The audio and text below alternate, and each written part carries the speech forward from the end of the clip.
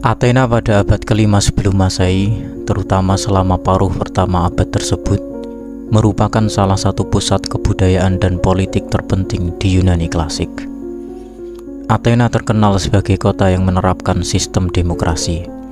Sistem ini dikembangkan oleh sejumlah pemimpin politik seperti Cleisthenes dan Ephialtes pada abad ke-6 dan ke-5 sebelum Masehi. Warga Athena yang bukan budak, laki-laki, dan lahir dari orang tua Athenian berhak menjadi warga negara dan memiliki hak-hak politik. Hak ini mencakup hak untuk berbicara dan memilih dalam majelis rakyat. Meskipun demokrasi di Athena melibatkan partisipasi warga dalam pengambilan keputusan, tetapi tidak semua penduduk memiliki hak yang sama. Perempuan, budak, dan orang-orang non-Athenian tidak memiliki hak politik. Dalam struktur sosial, masyarakat Athena terdiri dari beberapa kelompok sosial, termasuk warga negara, metoikos atau pendatang resmi atau penduduk tetap non-Athenian, dan budak. Warga negara terbagi menjadi 3 kelas berdasarkan kekayaan mereka.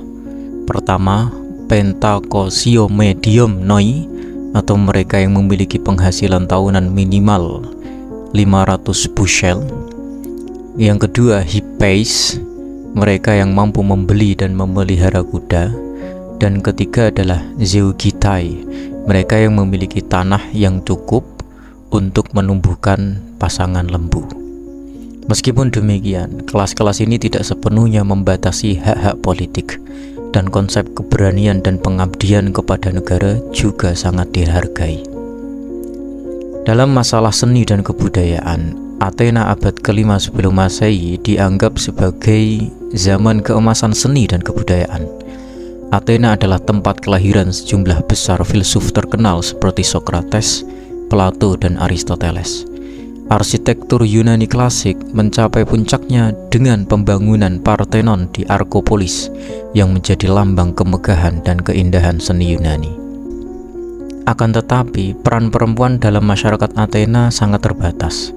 Mereka tidak memiliki hak politik dan umumnya diharapkan untuk mengurus rumah tangga dan anak-anak.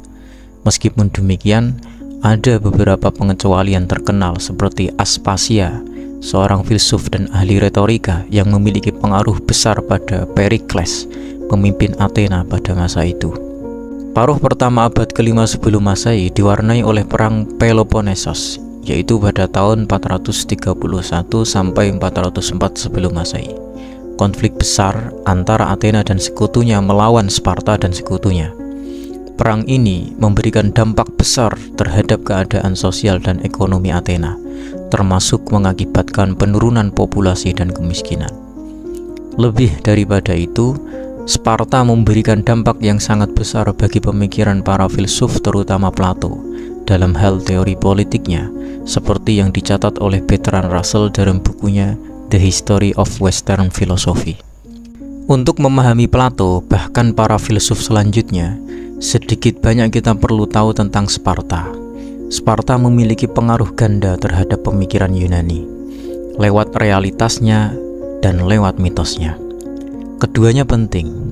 Aspek realitas telah memungkinkan orang-orang Sparta menaklukkan Athena lewat perang. Mitosnya mempengaruhi teori politik Plato serta pandangan banyak sekali penulis berikutnya. Keadaan Athena diungkapkan oleh seorang pengkaji bernama Buri sebagaimana yang dicatat oleh Bertrand Russell.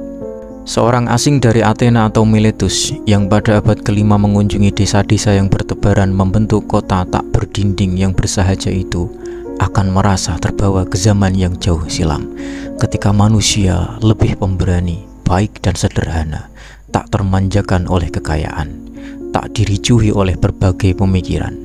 Bagi seorang filsuf seperti Plato yang berpikir tentang ilmu politik, negara Sparta tampak sebagai ancaman yang terdekat dengan suatu ideal. Bangsa Yunani pada umumnya menilai hal itu sebagai struktur yang mengandung keindahan yang lugas dan sederhana. Kota bangsa Doria yang sama megahnya dengan kuil Doria lebih agung daripada tempat tinggalnya sendiri, namun kurang nyaman untuk ditempati. Keadaan sosial di Athena pada abad ke-5 sebelum Masehi mencerminkan kompleksitas masyarakat demokratis yang berkembang dengan kecemerlangan seni, filsafat, dan politik, namun tetap mempertahankan batasan sosial yang signifikan.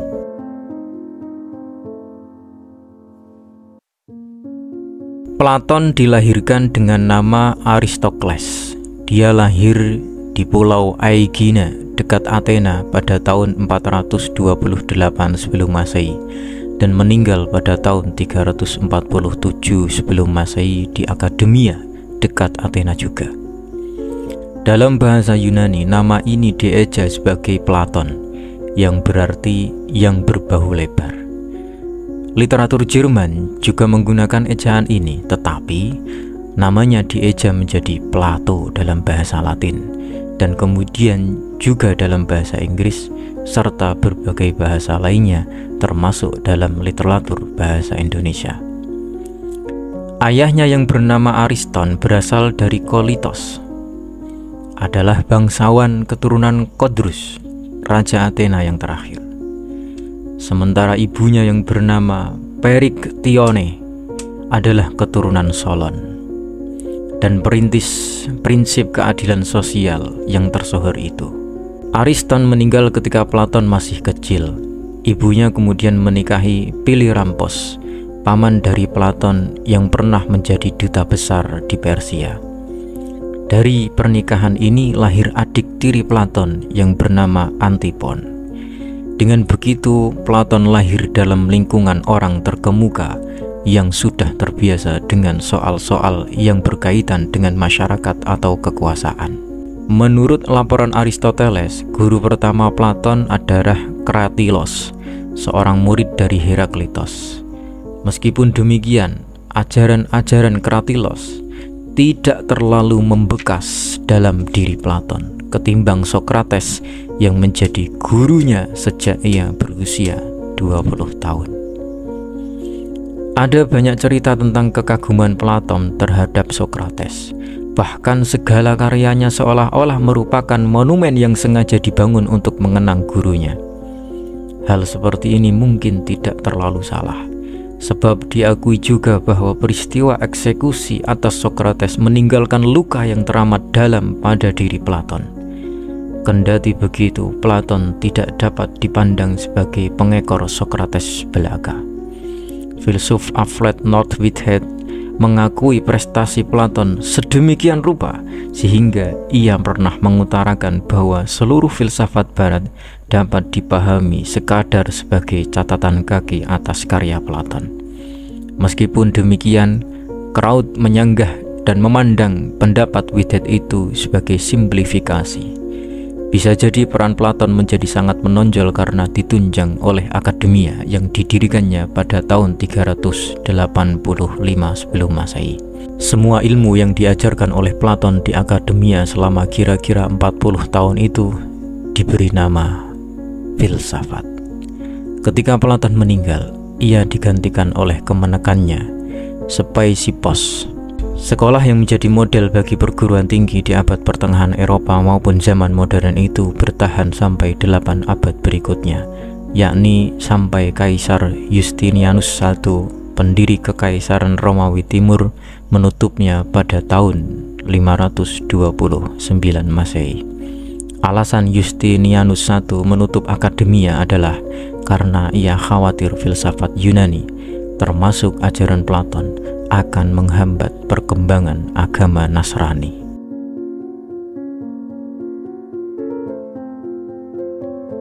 Hampir semua karya Platon ditulis dalam bentuk dialog, artinya tanya jawab, di mana sejumlah persoalan diajukan dan jawaban diberikan. Pena dan tinta membekukan pemikiran yang sejati, dan kalau kita meminta keterangan kepada suatu naskah, maka huruf-hurufnya tetap membisu saja. Hal seperti ini pula lah yang terjadi dengan dialog-dialog dari Platon yang dibekukan sehingga sukar diperoleh kejelasan tentang kapan Sokrates dan kapan Platon yang berbicara dalam karya-karya Platon itu. Studi stilometri telah dilakukan sejak abad ke-19 terhadap karya-karya Platon.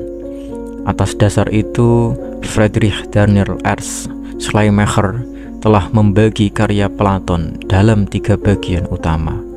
Berikut ini adalah daftar karya Platon yang disusun oleh Schleiermacher menurut proses pematangan berpikirnya. 1. Karya dasar, di mana pikiran-pikiran Sokrates lebih ditonjolkan.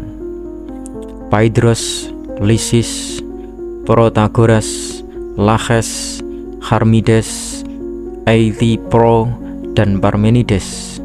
Karya naskah-naskah ini lebih mencerminkan pikiran Sokrates.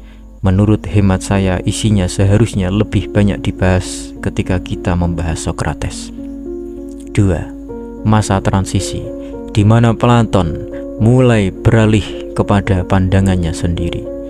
Georgias, Theateros, Meno, Euthydemus, Kratilos, Sophis, Politikos, Symposion, Paido, dan Philebos.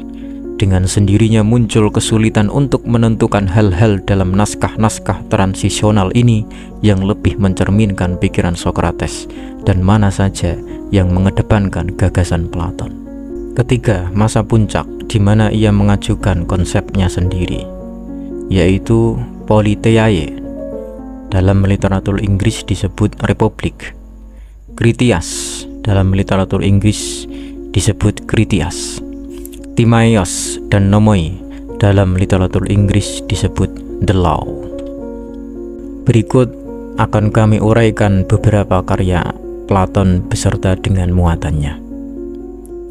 Pertama, Lysis, salah satu karya dasar dari Platon. Lysis adalah dialog yang membahas tentang hakikat persahabatan dan dianggap sebagai dialog awal dari Platon. Pemeran utamanya adalah Sokrates, pemuda-pemuda Lysis, Menexenus, sahabat karibnya, serta Hippotales yang mencintai Lysis, dan karena itu menyembunyikan diri di antara para pendengar setelah percakapan awal dimulai. Sokrates mengusulkan 4 ciri persahabatan sejati. Pertama, persahabatan antara orang-orang sejenis, yaitu antara sesama lelaki yang baik. Kedua, persahabatan antara orang-orang yang tidak sejenis. Ketiga, persahabatan antara orang-orang yang tidak baik maupun tidak jahat dengan orang-orang baik dalam suasana jahat. Dan keempat, persahabatan yang tumbuh bertahap antara mereka yang bersaudara karena jiwanya memang begitu. Pada akhir dialog, Sokrates membuang semua ciri itu dan menganggap semuanya salah. Pada intinya, Sokrates menekankan ketimbalbalikan yang melibatkan kebaikan sebagai inti dari persahabatan. Kedua, Symposion yang merupakan salah satu karya Platon di masa transisi. Symposion adalah buku yang ditulis oleh Platon sekitar tahun 385 sebelum Masehi dan terutama berisi pidato Diotima dari Mantineia, guru erotika dari Sokrates. Buku ini membahas genealogi, hakikat, serta tujuan dari cinta. Selain itu, buku ini juga membahas soal pengetahuan, terutama soal bagaimana orang bisa tahu bahwa ia tahu.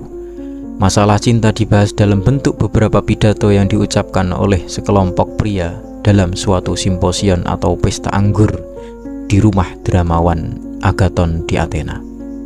Platon menyusun simposion sebagai cerita di dalam cerita yang memungkinkannya untuk membangun filsafat pengetahuannya.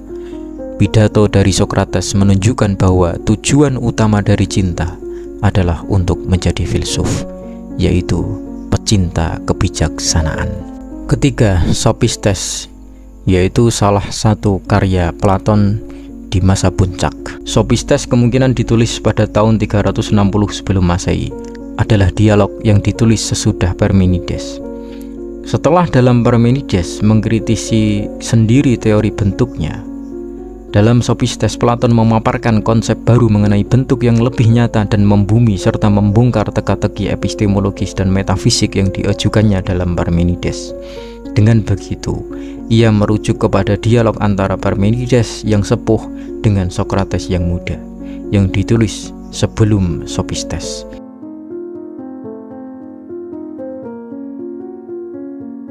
Platon memiliki beberapa murid terkenal yang kemudian menjadi tokoh penting dalam dunia filsafat. Beberapa muridnya yang paling terkenal antara lain: 1. Aristoteles. Aristoteles adalah murid paling terkenal dan berpengaruh dari Platon. Meskipun pernah menjadi murid di Akademia Platon, pemikiran Aristoteles berkembang dan kadang-kadang berbeda secara signifikan dari ajaran guru besar ini. Aristoteles kemudian mendirikan sekolahnya sendiri, yaitu Lyceum. 2. Speusippos adalah keponakan Platon dan menjadi penggantinya sebagai kepala akademi setelah kematian Platon. 3. Xenocrates. Xenocrates adalah seorang filsuf dan matematikawan yang menjadi kepala akademi setelah Speusippos. Ia memainkan peran penting dalam pengembangan matematika di akademia. 4. Philip dari Opus. Philip adalah seorang filsuf dan matematikawan yang menjadi kepala akademi setelah Xenocrates. 5. Philippos dari Opus. Philippos adalah murid Platon dan kemudian menjadi pemimpin akademi setelah kematian Xenocrates. 6. Heraklides Ponticus. Heraklides adalah seorang filsuf yang mempelajari di Akademia Platon dan kemudian menjadi pemimpin akademi setelah Philippos dari Opus. 7. Aristoxenus. Aristoxenus adalah seorang murid Platon yang terkenal sebagai seorang teoretikus musik dan matematikawan. Murid-murid ini bersama dengan banyak filsuf lainnya membantu menyebarkan dan mengembangkan ajaran Platon setelah kematiannya. Namun, Aristoteles adalah murid yang paling menonjol dan paling berpengaruh, dan pemikirannya membentuk dasar bagi banyak perkembangan dalam sejarah filsafat.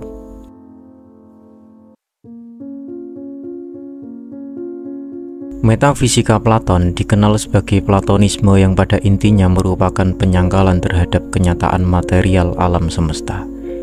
Gagasan ini diuraikan dalam apa yang kemudian dikenal sebagai teori bentuk, yang pada intinya menyatakan bahwa forma-forma abstrak non-material lah yang merupakan realitas tertinggi dan paling mendasar, bukan dunia materia yang berubah-ubah yang biasanya ditangkap lewat sensasi indera. Aristoteles kemudian menamakan teori ini sebagai hilomorfisme. Apakah bentuk atau forma itu? Forma adalah sesuatu yang bersifat spasial, jadi mengatasi ruang, dan atemporal, jadi mengatasi waktu. Forma bersifat atemporal berarti forma tidak berada dalam kerangka waktu, melainkan menjadi alas dari waktu dan dengan demikian menentukan awal, keberlangsungan, dan akhir. Dengan demikian forma tidak tunduk pada keabadian maupun kesementaraan. Forma bersifat aspasial dan mengartikan bahwa forma itu tidak memiliki dimensi-dimensi ruang maupun terbatas pada lokasi. Kita boleh membayangkan apa gerangan yang sebenarnya dimaksud oleh Platon dengan forma yang tidak tergantung dari waktu maupun ruang, serta bisa diterima sebagai tantangan ontologis yang luar biasa. Forma itu bersifat nirfisik dan bahkan tidak bersemayam dalam akal. Forma itu sifatnya ekstramental dan bisa berwujud kepercayaan atau imajinasi. Dalam Simposion, misalnya, dijelaskan tentang forma kecantikan yang tidak terdapat dimanapun, seperti dalam seekor hewan, di bumi, di langit, atau di mana saja, melainkan yang adalah dirinya sendiri, berada di dalam dirinya sendiri, dan dengan dirinya sendiri. Platon menulis dalam Timaios bahwa sesuatu yang mengemban dirinya sendiri tanpa berubah, yang tidak dijadikan ada maupun dimusnahkan, yang tidak menerima sesuatu dari manapun atau masuk ke dalam sesuatu yang lain dimanapun, adalah sesuatu itu sendiri.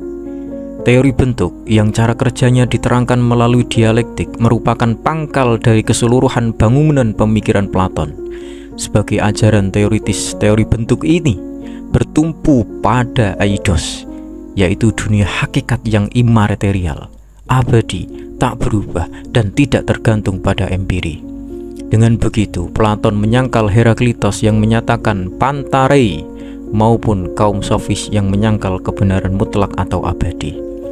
Di satu pihak, eidos merupakan asal dari realitas yang dialami, tetapi di lain pihak ia juga tidak niscaya tergantung dari pengalaman. Ide atau forma tentang kuda, hal bagus atau segitiga tidak harus ditentukan oleh pengalaman, Meskipun idea tentang kuda, hal bagus atau segitiga tidak mungkin menggambarkan sesuatu yang tidak ada. Di kemudian hari, doktrin ini disanggah oleh kaum empirisis Inggris yang menyatakan bahwa tidak mungkin idea tentang kuda misalnya sama sekali tidak tergantung dari realitas kuda. Bagaimana mungkin ide yang kita miliki tentang kuda bukanlah kuda dalam kenyataannya, melainkan sesuatu yang lain, misalnya meja? Masalahnya adalah bahwa Platon memang memikirkan suatu ada, yang adanya itu bisa saja mengatasi kemampuan empiris manusia yang serba terbatas itu. Karena itu ajaran ini disebut idealisme objektif, yang hal adanya bisa tidak tergantung dari subjek, apalagi dari empiri. Atas dasar itu Platon menerangkan teori bentuk sebagai teori dua alam. Alam yang pertama adalah alam yang imaterial, abadi, dan tidak berubah seperti yang dipahami oleh Parmenides, yang disebut alam idea. Alam eidos yang bersifat etik dan ontologik itu mengatasi dan menjadi acuan dari alam kedua yang tergantung dari pengalaman yang wadak dan yang keberadaannya hanya berupa partisipasi dalam atau merupakan peniruan, yaitu mimesis dari dunia eidos yang sebenarnya berupa paradigma. Ilustrasi yang tersohor untuk paradigma adalah kisah dalam dialog Politeia tentang orang-orang yang dipasung dalam gua yang gelap dan hanya melihat bayang-bayang dari realitas pada dinding gua tanpa pernah melihat realitas yang sebenarnya. Ilustrasi ini kemungkinan besar tidak sepenuhnya mewakili apa yang dimaksudkan Platon. Namun kritik yang bisa disampaikan adalah bahwa Platon telah mengabaikan persepsi, yaitu apa yang terjadi jika orang-orang pasungan itu membalikkan badan dan mencari sumber bayangan itu. Sebelumnya telah dikedepankan bahwa Gnosis adalah alam pemahaman yang paling tinggi, semata-mata menyangkut eidos dan bebas empiri. Pada tingkat inilah Platon menetapkan substansi Gnosis yang mendukung eidos tentang kebaikan. Sokrates sudah lebih dulu mempersoalkan kebaikan sebagai tujuan etik. Namun Platon mengungkapkan gagasan ini dalam kerangka yang melompati jangkauan etik dan menggapai alam ontologis dari asal dan tujuan eksistensi. Kebaikan dengan begitu menjadi akar dari eidos. Platon menampik anggapan yang mengatakan bahwa pertanyaan tentang kebaikan sebagai asal dari segala asal sebagai pertanyaan yang senseless atau omong kosong belaka. Platon menggambarkan dirinya sebagai orang yang bisa menjelaskan urusan ada apa di balik eksistensi, tetapi mentok ketika berhadapan dengan pertanyaan tentang ada apa di balik kebaikan, persis seperti mentoknya upaya manusia juga. Kebaikan itu seperti matahari yang memungkinkan segalanya menjadi tanpa merupakan hal menjadi itu sendiri. Pelarian matahari yang merupakan jawaban yang diberikan oleh Platon atas pertanyaan ada apa di balik kebaikan itu seolah-olah berfungsi juga sebagai jembatan yang menghubungkan alam eidos dengan alam empiri. Dualisme ini tak terselesaikan juga dalam teorinya tentang manusia. Malah dalam kenyataannya, dualisme ini menjadi bahan perdebatan sampai jauh ke zaman modern dan postmodern. Sampai sekarang, para pemikir belum menemukan semacam jalan ketiga bagi dualisme platonik itu. Dalam Theaitetos, Platon mengemukakan teorinya mengenai kepercayaan atau pandangan yang harus dibedakan dari pengetahuan berdasarkan pembenaran. Kelak dalam abad ke-20, Edmund Gettier mendemonstrasikan masalah epistemologi atau teori pengalaman ini. Dengan demonstrasi ini, perbedaan antara pengetahuan dan pendapat memang menjadi sangat jelas. Singkat kata, Gettier itu menjelaskan perbedaan antara mengatakan saya tahu bahwa sekarang adalah pukul 16 dengan mengatakan saya berpendapat sekarang adalah pukul 16. Sebenarnya, perbedaan seperti inilah yang hendak dijembatani oleh dialektik. Seperti pada Sokrates, dialektik juga merupakan metode utama dalam karya Platon. Bedanya adalah bahwa jika Sokrates menggulirkan dialektik lewat bertanya dan metode membidani jawaban, maka Platon melakukannya lewat dialog. Bahkan bagi Platon, filsafat sebagai Philanthropia, mencintai atau mencari kebijaksanaan, hanya dapat dilakukan lewat dialog. Dalam dialog, orang berhadapan dengan pengertian-pengertian yang menampilkan eidos atau morphe. Melalui dialog, pengertian-pengertian itu dibedah dan ditetapkan hubungan-hubungannya satu sama lain, sehingga pemahaman yang lebih benar tentang kebijaksanaan atau kebenaran dimungkinkan setahap demi setahap.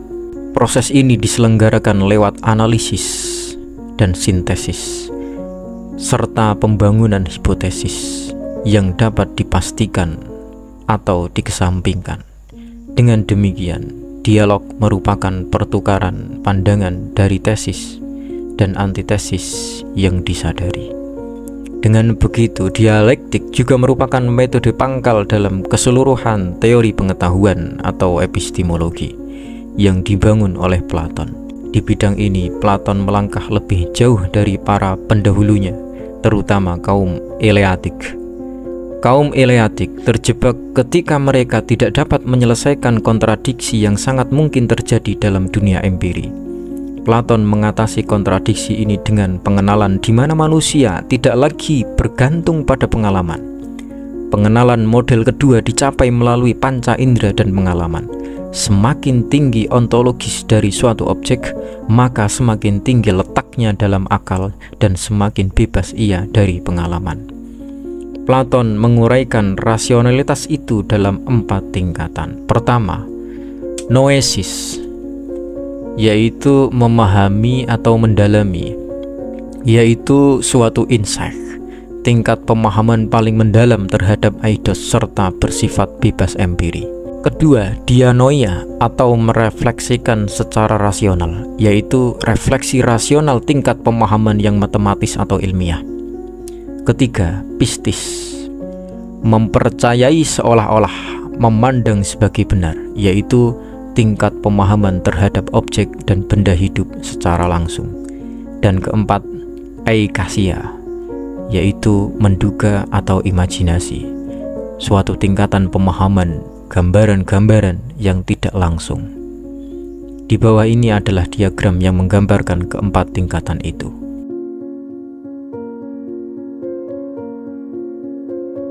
Pertanyaan kita adalah, lalu dari mana noesis itu dapat mengenali eidos? Menurut Platon, noesis adalah eidos yang bergerak dari eidos yang satu ke eidos yang lain, serta berakhir dalam eidos juga. Muara pergerakan itulah yang disebutnya sebagai wilayah epistem atau pengetahuan yang sebenarnya. Eidos tidaklah dibangun, melainkan diterawang dan diingat kembali. Segala pekerjaan mengenali dan mempelajari adalah upaya mengingat kembali. Namun, masalah yang terjadi dalam proses tersebut adalah roh itu sempat menerawang eidos ketika dalam keadaan pra-eksistensi, tetapi melupakannya ketika ia memasuki badan materia. Jadi, upaya pencapaian pengetahuan sepenuhnya terhalang tidak lain oleh keterbatasan manusia itu sendiri.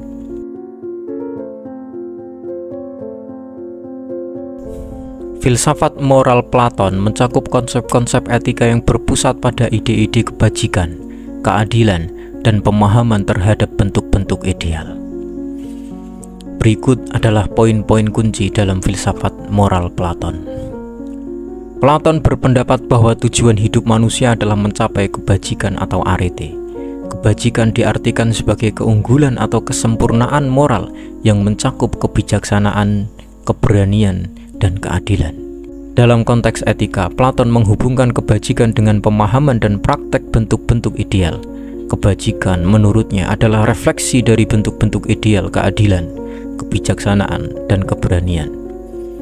Platon mengembangkan analogi antara keadilan di dalam jiwa individu dan keadilan di dalam masyarakat. Menurutnya, jiwa yang adil adalah jiwa yang teratur, di mana elemen-elemennya, yaitu rasional, emosional, dan nafsu, berfungsi dalam harmoni dan sesuai dengan peran masing-masing. Platon menghubungkan keadilan sosial dengan konsep negara ideal yang ia gambarkan di dalam The Republic. Setiap anggota masyarakat diberikan peran sesuai dengan kemampuan dan bakat mereka, menciptakan keseimbangan dan keadilan. Dalam konteks keadilan sosial, Platon memandang kesetiaan sebagai nilai moral yang penting. Individu diharapkan setia terhadap perannya dalam masyarakat dan berkontribusi sesuai dengan kemampuan mereka. Platon meyakini bahwa pendidikan yang ketat diperlukan untuk membentuk karakter yang adil dan bijaksana. Pendidikan harus bertujuan untuk membimbing individu menuju pemahaman dan pengalaman kebajikan. Meskipun bukan hanya mengenai moral, Platon mengakui pentingnya pendidikan musik dan seni dalam pembentukan karakter dan emosi warga negara. Ia mengontrol jenis musik dan seni yang diajarkan untuk memastikan pengaruh positif. Platon menetapkan bahwa pemimpin dalam masyarakat seharusnya adalah filosof raja, yaitu individu yang memiliki pengetahuan filosofis dan kebijaksanaan moral untuk memastikan keadilan dan kesejahteraan. Filsafat moral Platon menciptakan dasar bagi pemikiran etika dalam tradisi barat dan memiliki pengaruh yang besar terhadap pemikiran filsafat di masa depan. Konsep-konsepnya tentang kebajikan, keadilan, dan peran moral individu di masyarakat tetap menjadi sumber inspirasi dan kajian yang mendalam. Ajaran Platon tentang kehidupan bersama dijabarkan dalam 3 karya utama. Pertama, Republik, kedua, Politikos, dan ketiga, Nomoi atau undang-undang. Dalam literatur Inggris disebut law. The Republic ditulis dalam bagian pertengahan masa karyanya, sedangkan Politikos dan Nomoi ditulis pada penghujung usianya. Nomoi malahan tidak sempat ditulisnya sampai tuntas. Ajaran politik Platon mengumpamakan suatu negara ideal yang mendekati utopia. Hasrat manusia untuk bernegara tidak lahir dari dorongan untuk membangun negara, melainkan dari kelemahan yang memaksanya untuk hidup secara kolektif. Namun kehidupan seperti itu membutuhkan manajemen yang bertujuan untuk menjamin pengadaan serta distribusi bahan-bahan kebutuhan hidup. Akhirnya, tidak terhindarkan kalau masyarakat bertumpu pada pembagian kerja secara profesional. Jika proses itu berlangsung sukses pada semua lapisan masyarakat, maka muncul kebutuhan akan kekayaan dan akan ekspansi yang pada akhirnya bermuara pada perang. Dengan demikian, masyarakat perlu dipimpin oleh raja-raja filsuf yang gemar menampakkan kebenaran. Gagasan ini dikemukakannya misalnya dalam Politeia. Untuk tujuan itu pemerintah harus dijalankan dengan akal dan kebijaksanaan dan bukannya dengan retorika dan persuasi seperti yang dilakukan oleh kaum sofis. Pembagian kerja itu meniscayakan penggolongan masyarakat yang oleh Platon dibagi menjadi 3. Pertama, golongan penguasa, kedua, golongan militer, dan ketiga, golongan profesional. Golongan penguasa itu ditempati oleh mereka yang paling bijaksana, dan karena itu terdiri dari para filsuf yang paling memahami persoalan kehidupan manusia. Golongan militer bertugas menjaga keamanan dalam arti menjamin bahwa rakyat mentaati para penguasa dan menangkal serbuan dari luar negeri. Golongan profesional terdiri dari para petani, tukang, perajin, dan pedagang yang bertugas memastikan pemasokan dan distribusi barang-barang kebutuhan hidup dari masyarakat. Pembagian golongan ini sejajar dengan ketiga keutamaan yang dikemukakan tadi. Kebijaksanaan adalah relevan bagi para penguasa. Keberanian dan kegagahan harus ada pada militer, sedangkan pengendalian diri harus dilaksanakan oleh kaum profesional. Jika semuanya itu terlaksana dengan baik, tercapailah keadilan. Agar fungsi-fungsi ini berjalan, para warga negara harus dipersiapkan melalui pendidikan yang bagi Platon memang merupakan dasar utama bagi negara. Platon malahan menawarkan suatu program pendidikan yang mekanis. Sampai usia 20 tahun, warga negara dididik dengan musik, sastra, dan senam. Selama puluhan tahun berikutnya, warga negara diajarkan matematika, astronomi, dan harmoni. Filsafat dalam bentuk dialektik diajarkan selama 5 tahun berikutnya. pada usia 35 tahun, warga negara melakukan kerja praktek di pemerintahan selama 15 tahun. Mereka yang lolos seleksi selama 50 tahun itu boleh memangku jabatan-jabatan publik. Pendidikan dengan demikian juga merupakan proses seleksi untuk mendapatkan pemimpin-pemimpin terbaik bagi negara. Walaupun keadilan merupakan tujuan akhir dari organisasi kenegaraan, prinsip keluarga dan hak milik tidak diakui dalam sistem ini. Negara ideal Platon diperintah secara aristokratis, yaitu diperintah oleh orang-orang terbaik di antara warga negara. Atau dengan kata lain, sistem yang dimimpikan oleh Platon itu merupakan totalitarianisme sepenuhnya. Namun keadaan seperti itu tidak akan berlangsung terus karena merupakan proses yang tunduk pada dialektik yang disebutnya siklus konstitusional. Dalam siklus konstitusional itu, aristokrasi akan digilas oleh demokrasi yang merupakan masa peralihan menuju oligarki yang mengandalkan kapital. Karena kekuasaan berdasarkan kekayaan cenderung menimbulkan ketegangan baru, maka demokrasi akan naik daun, namun pada gilirannya akan memberi angin pada anarki. Akibatnya, jalan menuju tirani akan terbuka lebar. Bandingkan dengan proses yang dialami Indonesia sejak reformasi 1998, di mana demokrasi menghasilkan semacam tirani dari kelompok mayoritas. Platon menawarkan anti klimaks dalam Nomoi, di mana negara ideal tidak lagi bertumpu pada aristokrasi, melainkan pada undang-undang. Pemerintahan ideal jadinya bukan lagi merupakan perwujudan dari aristokrasi, demokrasi atau tirani, melainkan dari penyelenggaraan nomokrasi. Dalam sistem hukum Inggris setelah zaman Renaissance, nomokrasi ini oleh John Locke disebut sebagai government of laws, not of men, yang merupakan prinsip dasar dari apa yang sekarang kita kenal dengan the rules of law.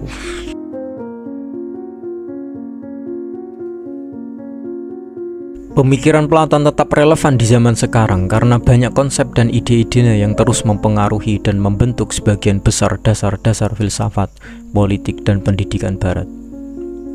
Konsep bentuk ideal atau bentuk-bentuk yang sempurna dalam pemikiran Platon tetap menjadi subjek perdebatan dan studi di berbagai bidang, termasuk filsafat, matematika, dan sains. Ide ini memberikan landasan bagi konsep abstrak dan universal yang masih digunakan dalam pemikiran modern.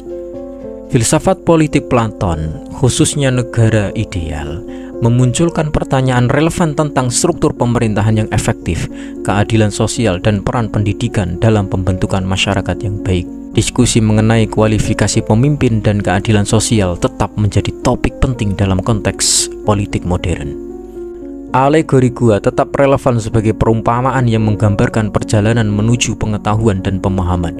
Konsep ini sering digunakan untuk memahami tantangan individu dalam mencari kebenaran dan menjalani proses pembelajaran dalam konteks pendidikan modern. Kritik Platon terhadap demokrasi, terutama ketidakpercayaannya terhadap kepemimpinan yang didasarkan pada keahlian berbicara, masih menciptakan diskusi tentang bentuk dan keberlanjutan demokrasi. Pertanyaan tentang stabilitas dan efisiensi pemerintahan demokratis tetap menjadi perdebatan dalam konteks politik modern. Platon membahas konsep kebajikan dan etika dalam filsafat moralnya. Pertanyaan tentang apa yang membuat suatu tindakan baik atau adil tetap relevan di dalam etika kontemporer. Diskusi mengenai karakter dan nilai moral masih dipengaruhi oleh pandangan Platon. Pendekatan Platon terhadap pendidikan, khususnya melalui akademi yang didirikannya, menyoroti pentingnya pendidikan dalam bentuk karakter dan pemahaman individu. Relevansinya terlihat dalam upaya modern untuk menciptakan sistem pendidikan yang menyumbang pada pembentukan warga negara yang berpikiran kritis dan bijaksana. Platon merupakan salah satu tokoh utama dalam perkembangan filsafat barat, dan pemikirannya mempengaruhi banyak filsuf selanjutnya. Pengaruhnya dapat dilihat dalam pemikiran tokoh-tokoh seperti Aristoteles, Augustine, dan banyak filsuf barat lainnya hingga saat ini. Meskipun pemikiran Platon dihasilkan di zaman Yunani kuno, konsep-konsep dan ide-idenya memiliki daya tahan dan keberlanjutan yang luar biasa, memperlihatkan relevansinya di berbagai aspek kehidupan dan pemikiran manusia sepanjang sejarah.